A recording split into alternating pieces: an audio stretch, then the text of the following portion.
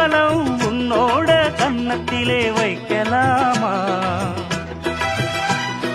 அந்தியிலே சந்தனத்தை பூச, ஆசைகளை கண்களிலே பேச, சேலையிலே நீ விசிறி வீச, காலையிலே பார்த்த கண்ணு கூச.